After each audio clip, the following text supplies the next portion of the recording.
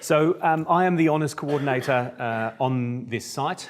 So as Steve said, if you're doing Honours through any of the departments outside of immunology, then I'm the coordinator for that subject. And inside of immunology, then that's myself and Margaret. So I just wanted to talk you through some of the nuts and bolts of the application process and the structure of the year, because I get a lot of these questions. You've already heard quite a bit from Steve and Angela on the why and the what, so I'll focus more on the who and the how questions.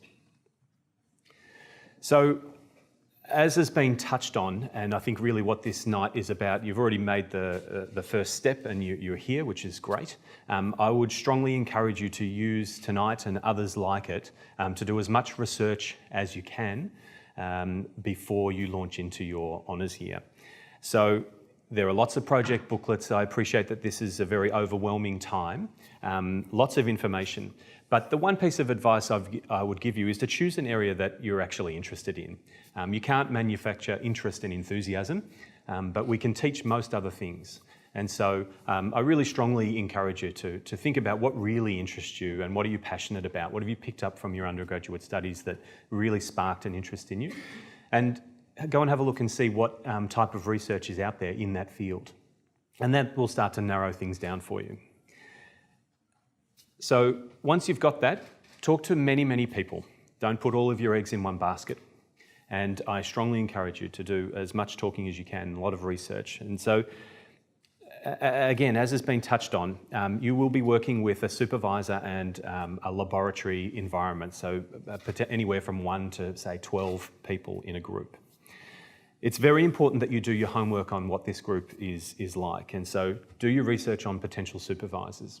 When I was an honours student, I simply chose my honours supervisor based on the best lecturer in the subject that I enjoyed the most, and that actually was not a recipe for success in my case. So I didn't do the research. So you guys are already in front of where I was at.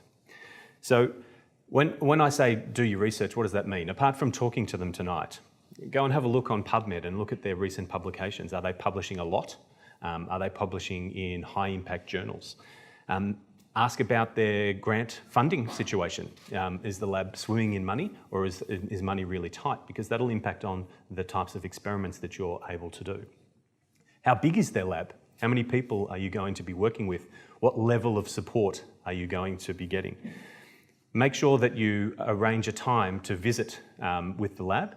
And don't just talk to the supervisor, talk to the people that you'll actually be working with side by side. I know in my lab, I have an honours student this year, and I would spend maybe a grand total of about 2 hours of the week with her. But the rest of the time, she's working shoulder to shoulder with the people in the lab. So it's much more important that she gets along with them than she does with me.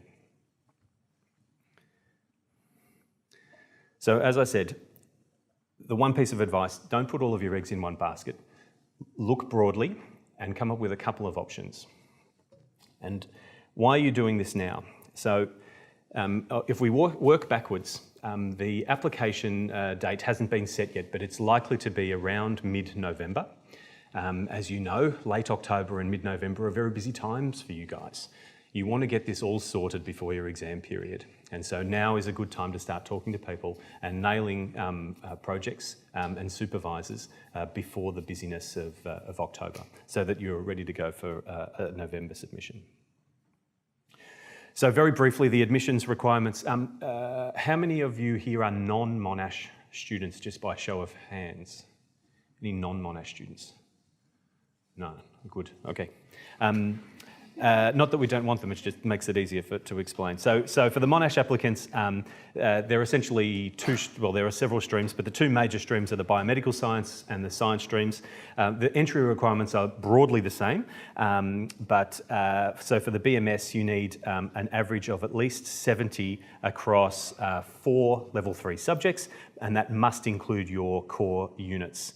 And then you pick your two other highest, of course.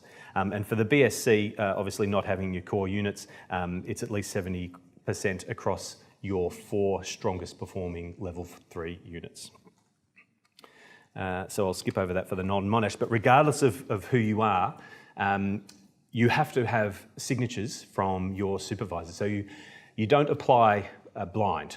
you need to have already organised a project and a supervisor and have them agree to it and signed off, and in most cases have several projects lined up, and order them in preference and submit your forms or having already been accepted into the lab, and then the faculty will process the application once you have all of that. So the forms, everything, or almost everything that I'm saying tonight is available on the various websites, most of which are listed here. For the Central Clinical School, which is my domain, here is where all of the application forms will become available. They usually come out about early September. Again, you must get these signed off by your supervisor, and then you have to come and see either me or Margaret Hibbs if you're in the Central Clinical School, or Alan, who spoke earlier tonight, if you're in public health and preventative medicine. And once they're all been signed off, then you submit to the relevant faculty officers. So medicine if you're a BMS student, or science if you're a BSc student. The deadline for applying, as I said, has not yet been finalised, but is very likely to be mid-November. So just some very brief points, some questions that I often get around how the year will run. It's essentially, you can view it as a single 48-point subject, and the bulk of that is your research project, so it's 36 points in your research project and then 12 points a coursework. The year will begin in late February with an orientation week where you have a slew of inductions to the site and honours in general. And then the year runs essentially continuously through until late October, early November, which is the submission of your thesis, and then there's a thesis defence that usually happens in the first couple of days of November. As Angela mentioned, the bulk of your time over this year will be spent on your research project in your laboratory environment. We do have some coursework, and that occurs exclusively in semester one and involves a statistics module, which is run at Clayton, some discipline-specific coursework run here, and then we also have an exam on your ability to evaluate scientific literature.